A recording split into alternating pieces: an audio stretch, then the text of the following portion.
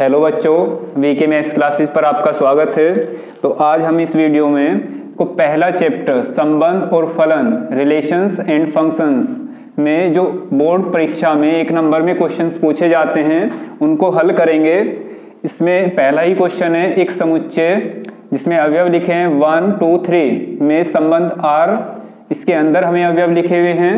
देखो 1 1 2 2 3 3 1 2 2 3 द्वारा प्रदत्त है। 4 ऑप्शन हमें इसमें लिखे हैं। देखो पहले में पूछा है सम्मित है, दूसरे में समतुल्य, तीसरे में संक्रामक और चौथे ऑप्शन में लिखा है तुच्छ। तो हम इसे किस तरह से चेक करेंगे? देखो सबसे पहले समतुल्य चेक करते हैं। तो समतुल्य कब होगा? कोई एक संबंध समुच्चय ए माना, इसे हम लिखेंगे समुच्चय ए बराबर 1 2 3। तो समतुल्य ये कब होगा? जब इस संबंध में हमें प्रत्येक ए के प्रत्येक अवयव के लिए, कोई ए का एक अवयव है, स्मॉल ए से हमने लिखा, के लिए A comma A belongs to R, मतलब इस संबंध में हमें मिलना चाहिए। जैसे इसमें 1 है तो 1 कोमा 1 इसमें होना चाहिए, 2 है तो 2 कोमा 2 और 3 है तो 3 कोमा 3। तो तीनों ही अवयव देखो इसमें स्वयं से संबंधित हैं, 1 कोमा 1 2 कोमा 2 एंड 3 कोमा 3। तो ये संबंध समतुल्य संबंध है। अब समतुल्य के बाद यदि हम चेक करेंगे क्या यह संबंध संक्रामक सम्मित है, दूसरे नंबर पे हम चेक करेंगे क्या यह सम्मित है। तो सम्मित में हमें क्या देखना होगा कि a कोमा b यदि इस संबंध में है तो इंप्लाइज दैट कि b कोमा a भी इस संबंध में उपस्थित हो। तो इसमें देखेंगे कि 1 कोमा 2, देखो 1 कोमा 2 इसमें उपस्थित है, लेकिन क्या 2 कोमा 1 इसमें है? 2 कोमा 1 इसमें नहीं है, तो यह संबंध सम्मित नहीं होगा। संक्रामक, देखो संक्रामक में इस तरह से चेक करेंगे कि 1 कोमा 2 और 2 कोमा 3। यदि तुमने पढ़ा है संक्रामक की डेफिनेशन, संक्रामक कि यदि a comma b belongs to r वे b comma c belongs to r, तब इंप्लाइज दैट कि a कोमा इसका दूसरा अवयव c a comma c belongs to r। तो क्या इसमें ऐसा है कि 1 कोमा 2 इसके अंदर अवयव उपस्थित है संबंध में, 2 कोमा 3 भी उपस्थित है, लेकिन ये 1 एंड 3 को मिला के एक जो कृमित युग्म बनेगा 1 कोमा 3, क्या इसमें उपस्थित है 1 कोमा 3? नहीं है, तो यह संबंध संक्रामक भी नहीं है। अब तुच्छ की बात करते हैं। तुच्छ संबंध कब होगा? तुच्छ संबंध तब होगा जब या तो ये संबंध एक फाई संबंध हो, नल रिलेशन, इसमें कोई अवयव उपस्थित ना हो, या फिर संबंध R में A क्रॉस A, समुच्चय A जो लिखा है इसका पूरा ही कार्तीय गुणन इसके अंदर उपस्थित हो। तो इसका मतलब हुआ कि ऑप्शन नंबर 4 भी गलत होगा। ऑप्शन नंबर 2 इसका जो है वो सही आंसर होगा, समतुल्य संबंध। तुमने देखा था कोई? सेकंड क्वेश्चन पे चलते हैं। इसमें लिखा है कि एक फंक्शन फलन f(x) बराबर 2x द्वारा परिभाषित फलन fn(2n) नेचुरल नंबर से नेचुरल नंबर एक ही है किंतु आच्छादक नहीं है। तो हम क्या करते हैं ऐसे क्वेश्चंस में? पहले मान लेते हैं, माना कि जो x1 एंड x2 दो अवयव जो कि हमारी प्राकृतिक संख्याओं के समुच्चय में संबंध रखते हैं, तब हम लेके चलेंगे कि fx1 बराबर fx2, इसमें पुट करेंगे 2x1 बराबर 2x2, x1 की x की जगह x1 और x2 की जगह x2 को x1 इसकी x की जगह नोट करेंगे तो 2x2, 2 से 2 डिवाइड कट जाएगा, x1 बराबर आ जाएगा x2। तब सिद्ध हो जाएगा, तब f n में एक ही है। अब आच्छादक चेक करने के लिए हमें करना होगा कि माना एक y बराबर 2x, इस फंक्शन को हम fx को किसके बराबर मानेंगे, y बराबर 2x। यहाँ से x के मान को निकालेंगे तो आएगा y/2। x का मान कितना आएगा, y/2। अब हम इसे चेक करेंगे कि जो x का मान y/2 है, क्या y को हम कोई भी प्राकृतिक संख्या यदि रखेंगे इसमें तो हमें x का मान एक प्राकृतिक संख्या मिलेगा या नहीं मिलेगा। तो हमने देखा कि जो x बराबर y/2 है, प्रत्येक y बिलोंग्स टू n के लिए x बराबर नहीं होगा या x बिलोंग नहीं करेगा, x does not belongs to n, x जो है वो प्राकृतिक संख्या में बिलोंग नहीं करेगा। अर्थात एक उदाहरण हम इसका लिखेंगे, जैसे हमने y बराबर 1 लिया तो x की वैल्यू कितनी आएगी, 1/2, जो कि प्राकृतिक संख्या नहीं होता। तो इसका मतलब है कि अतः फलन f आच्छादक नहीं है। तो हम इसे तीर आरेख के द्वारा भी आसानी से समझ सकते हैं। तीर आरेख बना के इधर हम नेचुरल नंबर्स का समुच्चय लेंगे और एक दूसरा भी नेचुरल नंबर्स का ही समुच्चय सेट लेंगे, इनके बीच में फंक्शन f। हमें पता है प्राकृतिक संख्या 1 से शुरू होकर कहां तक होंगी, अनंत तक।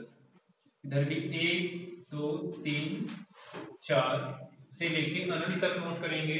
और हम इसमें देखेंगे कि जैसे हम इसमें 1 रखेंगे तो 1 की वैल्यू हमें मिलेगी 2 रखने पे उसका डबल करेंगे तो जो n में हमें वैल्यू मिलेगी, जो प्रतिबिंब मिलेगा, 2 का क्या मिलेगा 4, 3 का 6। तो हमारा जो अवयव है तो n में सह प्रांत में, जो हमारा n है सह प्रांत, इसमें हमारा 1 3 जितने भी विषम संख्या होंगे वे सभी क्या होंगे, छूट जाएंगे, उनका कोई पूर्ण प्रतिबिंब उपस्थित नहीं होगा। तो इसका मतलब क्या हुआ कि यह आच्छादक नहीं है। यदि सभी अवयव का पूर्ण प्रतिबिंब उपस्थित होगा तभी यह फलन क्या कहलाएगा, आच्छादक कहलाएगा। तो हम इसे दूसरे शब्दों में यह भी लिख सकते हैं कि चूंकि प्रत्येक y के लिए प्रांत n में कोई पूर्ण प्रतिबिंब उपस्थित नहीं है, अतः फलन f n में आच्छादक नहीं है।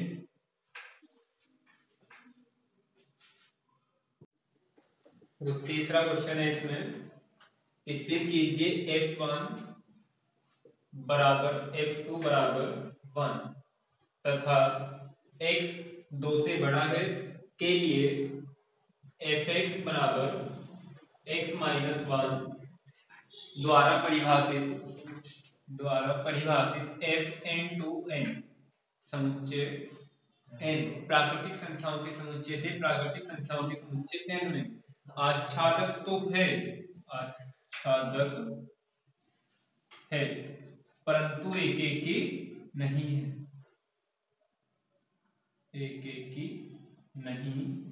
है। अब हम इसे प्रूव कैसे करेंगे, हम नोट करेंगे, दिया है f1 बराबर f2 बराबर 1, परंतु जो 1 है वो बराबर नहीं होगा 2 के। तो इसमें जो 1 और 2 दोनों का ही प्रतिबिंब क्या आ रहा है, 1, दोनों का ही प्रतिबिंब जो है नेचुरल नंबर से नेचुरल नंबर। तो यदि हम इन क्वेश्चंस को तीर आरेख के द्वारा देखेंगे तो इन्हें समझना बहुत आसान है। 1 2 3 4 से लेके इंफिनिटी, 1 2 3 4 से इंफिनिटी। जैसे ही हम इसमें देखेंगे कि जो 1 का प्रतिबिंब बनेगा वो क्या बनेगा 1, और 2 का जो प्रतिबिंब है वो भी क्या बन रहा है 1। तो हमने जो पढ़ा है एकेकी की जो डेफिनेशन थी उसमें लिखा है कि जब fx1 बराबर fx2 होगा तो जो x1 है और जो x2 है दोनों की ही वैल्यू क्या होनी चाहिए, बराबर होगी। परंतु इसमें ऐसा नहीं है। देखो 1 का जो प्रतिबिंब है वो भी 1 है और 2 का प्रतिबिंब भी 1 है। इसका मतलब कि जो दो अवयव हैं उनका प्रतिबिंब एक ही बना। इसका मतलब यह एकेकी नहीं है, यह एक बहुएक फलन कहलाएगा। तथा आच्छादक है, इस बात को कैसे प्रूव करेंगे? तो जैसा ही हम इसमें 3 नोट करते हैं, इस फंक्शन में 3 रखेंगे तो वैल्यू क्या मिलेगी हमें? 3 में से 1 कम करके 2, फिर 4 रखेंगे, 4 से 1 कम करके 3, तो हमें क्या मिलेगा कि जो सह प्रांत के प्रत्येक अवयव का हमें प्रांत n में पूर्ण वृत्ति में उपस्थित मिलेगा। इसका मतलब यह फंक्शन f(x) आच्छादक है। इसको लिखेंगे कैसे? तो यहाँ हम इस तरह से नोट कर लेंगे कि माना y बराबर f(x) और y बराबर f(x) की वैल्यू पुट करेंगे x माइनस 1, तो यहाँ से x की वैल्यू हमें मिलेगी 1 को इधर रिप्लेस करेंगे y प्लस 1। तो जैसे हम इसमें देखेंगे कि y का कोई भी हम मान इसमें यदि रखेंगे तो हमें x का मान मतलब जो हमारा प्रांत है इसमें उपस्थित मिलेगा। 1 रखने पे 1 प्लस 1 2 मिलेगा, 2 रखने पे 3 मिलेगा, 3 रखने पे y का मान 4 मिलेगा। इसका मतलब है कि चूंकि इसे लिखेंगे चूंकि y के प्रत्येक मान के लिए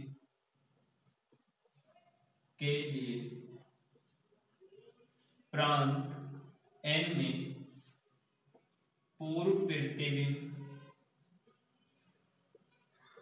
उपस्थित है, अतः यह एक आच्छादक फलन है।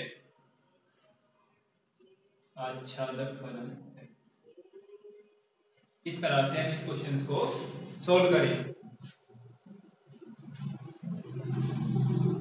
तो क्वेश्चन नंबर 4 इसमें आया हुआ है एग्जाम में, जो 1 नंबर में पूछा कि एक समुच्चय A जिसके अंदर अवयव लिखे हैं हमारे 1 से लेके 7 तक, और R जो कि एक संबंध लिखा है A, B सच दैट इस तरह से होगा कि A तथा B दोनों ही अवयव या तो सम है या फिर विषम है।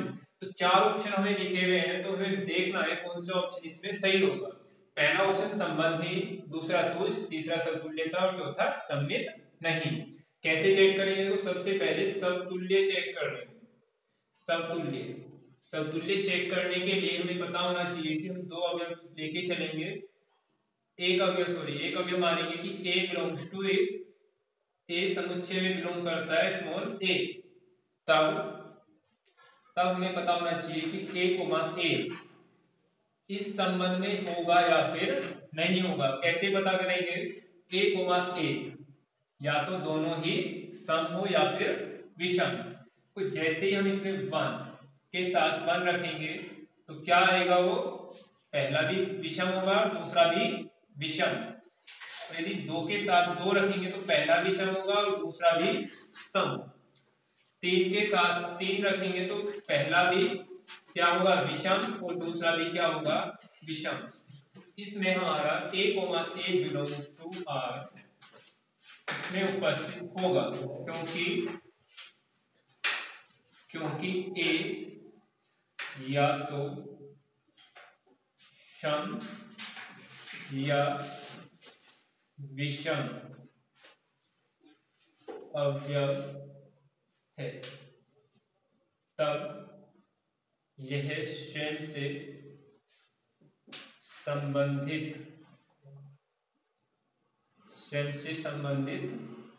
है। समतुल्य के बाद चेक करते हैं सममित संबंध होगा या फिर नहीं होगा। तो समतुल्य तो होगा, क्यों? क्योंकि 1 1 भी इसमें होगा, 2 2 3 3 4 4 5 5 6 6 एंड 7 सभी इसमें उपस्थित होंगे। सममित में ये चेक करेंगे कि जब A तथा B दोनों ही या तो सम या फिर विषम, तो हम इसे ऐसे चेक कर सकते हैं कि A, B belongs to A where एक अवयव लेके चलेंगे A, B belongs to R। इस संबंध में एक अवयव A, B रखा हुआ है, तो हम इसे चेक करेंगे कि जब A, B इसमें होगा तो इसका मतलब इंप्लाई दैट A तथा B या तो सम है या विषम है। तब यदि हम इसका उल्टा करेंगे B वे A भी या तो सम है या विषम है। इसका मतलब इंप्लाइज दैट कि बी कोमा ए भी इसमें बिलोंग करेगा, क्योंकि तो जब हम इस संबंध में यदि हम इसे लिखेंगे कार्तीय रूप में तो 1 इसमें था, 2 इसमें था, 3 इसमें था, सारे ही अवयव इसके अंदर उपस्थित हैं। फिर हम 1 के साथ यदि नोट करेंगे तो 1 एक विषम संख्या है, 1 के साथ 3 आएगा, 1 के साथ 5 आएगा, 1 के साथ 7 आएगा, 2 के साथ 2 आएगा, वो हमने नोट कर लिया। 2 के साथ में फिर 2 के साथ 4 आएगा और 2 के साथ 6 आएगा, 3 के साथ 1 आएगा, 3 के साथ 2 नहीं आएगा, 3 के साथ फिर 5 आएगा, 3 के साथ 7, 4 के साथ फिर 4 को नोट करेंगे तो 2 आएगा, 4 के साथ 4 आएगा, वो हमने यहाँ पे नोट कर लिया, 4 के साथ फिर 6 आएगा, फिर 5 के साथ 1, 5 के साथ 3 और 5 के साथ 5 आएगा, 5 के साथ फिर 7 आएगा। क्योंकि हमें जो अवयव नोट करने हैं वे इस तरह से नोट करेंगे कि जो पहला है यदि पहला विषम है तो दूसरा भी विषम ही होगा, यदि पहला सम है तो दूसरा भी सम होगा। फिर इसके आगे 6 के साथ नोट करेंगे तो 6 के साथ 2 आएगा, 4 आएगा, 6 के साथ 6 आएगा, वो हमने यहाँ पे नोट कर लिया। फिर 7 के साथ 7 1 7 3 7 5 और 7 7, वो भी हम नोट कर चुके। तो हम इसमें देख रहे हैं कि यदि इस संबंध में 1 कोमा, जैसे 1 के साथ 3 देख रहे हैं कि 1,3 तो इसमें 3,1 भी उपस्थित है, 1 5 है तो इसमें 5 1 भी उपस्थित है। इसका मतलब यदि इसमें a कोमा b बिलोंग कर रहा है तब b कोमा a भी बिलोंग करेगा, अतः संबंध और सममित है। इसके बाद हम चेक करते हैं संक्रामक। देखो सममित नहीं है तो ये ऑप्शन तो हमारा कट जाएगा, क्योंकि ये संबंध सममित है। संबंधहीन है ये भी कट जाएगा, और तुच्छ की इसमें बात कही गई है तो तुच्छ भी कट जाएगा। क्यों कट जाएगा? क्योंकि ना तो ये संबंध एक रिक्त संबंध है और ना ही इस संबंध के अंदर के कार्तीय गुणन के एक रोज एक के सभी अवयव उपस्थित हैं। तो हमारे पास में एक ही ऑप्शन बचा समतुल्यता का, तब यह संबंध समतुल्य संबंध है। और यदि हम इसे संक्रामक चेक करना चाहते हैं तो संक्रामक भी चेक करके देख सकते हैं। जैसे 1 3 है और 3 से कौन सा अवयव इसमें शुरू है वो हमें चेक करना है। 1 3 तो ये है 3 1, तो हमें देखना होगा इसका पहला अवयव और इसका दूसरा 1 1 वो इसमें उपस्थित है। अब इसके साथ देखेंगे 1 3 3 5, तो इसमें 3 ये वाला 3 तो इसका पहला अवयव 1 और इसका दूसरा 5 1 5 भी इसमें उपस्थित है। तो यह संक्रामक संबंध भी होगा। पर हमारा जो इसमें ऑप्शन है देखो समतुल्यता का है।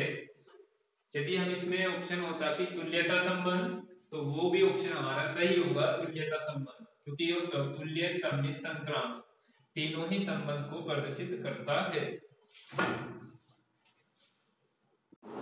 तो इस क्वेश्चन में लिखा था कि function f(x) = 2x for all x belongs to real number. तो हमें प्रूव जो करना है इसमें ये करना है कि यह फलन एक आच्छादक फलन है। तो हम इसे प्रूव करने के लिए देखो एक तीर आरेख बना के समझेंगे, क्योंकि तीर आरेख से समझना बहुत आसान होगा। हमें पता है रियल नंबर -∞ से +∞ तक होगा, तो हम इसे समझेंगे। जैसे कि -1 हम इसमें रखते हैं तो फंक्शन की वैल्यू हमें मिलेगी -2, इसका डबल मिलेगा। 0 रखने पे 0, 1 रखने पे 2, 2 रखने पे 4। तो जो हमारे -1 हुआ या इनके बीच में भी बहुत सारे रियल नंबर हैं उनकी वैल्यू भी हमें मिलेगी। क्यों? क्योंकि इधर जो हम देखते हैं प्रांत में भी बहुत सारे रियल नंबर होंगे। जैसे कि हम नोट कर लेंगे, माना y = f(x) और y = 2x। यहाँ से x की वैल्यू निकालेंगे तो आएगी y/2। और y/2 जो x की वैल्यू है वो हमें चेक करनी है। जैसे हम y की कोई भी रियल वैल्यू रखते हैं, इधर से वास्तविक संख्या y का मान रखते हैं, तो हमें जो x का मान मिलेगा वो भी एक वास्तविक संख्या मिलेगा। तो इसे हम नोट करेंगे, चूंकि सह प्रांत R के प्रत्येक अवयव का प्रांत R में पूर्व प्रतिबिंब उपस्थित है, अतः फलन f आच्छादक है। तो ये क्वेश्चन बोर्ड एग्जाम में 1 नंबर में पूछा गया है, इसको आप नोट कर सकते हैं और हमें बता सकते हैं कैसा आपको लगा।